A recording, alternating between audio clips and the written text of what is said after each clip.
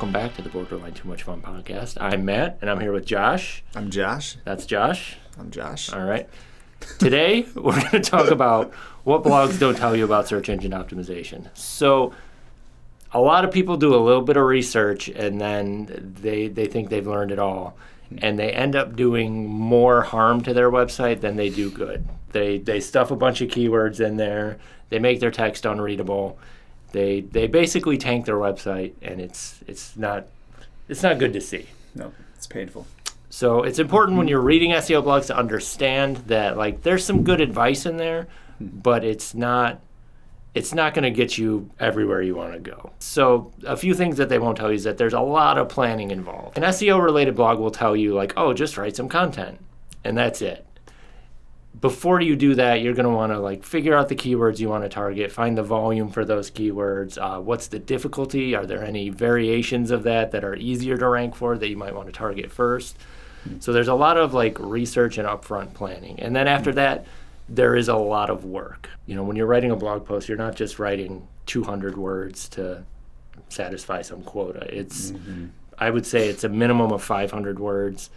It's very structured content where you're using your keywords in very specific ways, and there's just not really any quick or easy answers. Yeah. We also add a lot of visuals into blogs. So obviously we're a visual content creating company, but it's very important to break up your text well with whether it's photos or videos, of course, to kind of make it readable and fluid and kind of make people want to stay there and, be attentive to what you're saying. And I think that's one of the things that makes us unique is we can produce a very high quality page or blog start to finish. We can make the text, we can make the photos, we can make the logos, we can make the videos, anything, the animations, anything. And all of those things increase engagement. They keep people on your page longer, and they boost the ranking of that post eventually. Yeah. Another thing I think is important is consistency across your blogs. I think that's something that's missed by a lot of companies where, keeping even a similar amount of word length maybe per blog, structuring your blogs all the same where you might have an intro, let's say it's intro, photo, body, and even the body might have 3 images in or 3 videos, and then a closure, like a summary. I would say that's scannability. You want people to be able to, I like that.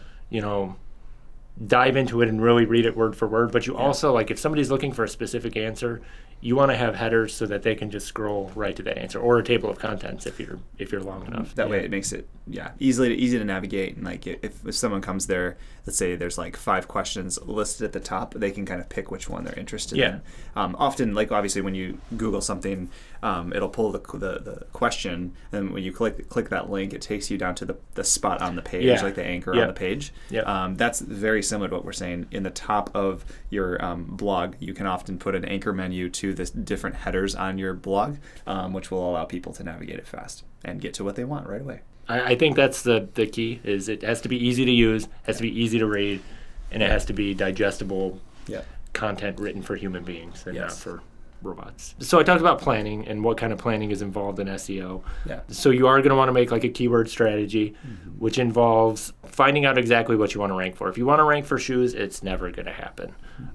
Maybe you can rank for black shoes in Kalamazoo or high top shoes in Kalamazoo, basketball shoes in Kalamazoo. Be specific and intentional in your keywords rather than general, because if you go very, very general, it's the competition is way huger. People have been writing things about those things for way longer, and it's unreasonable for the most part to ever really rank for that kind of thing.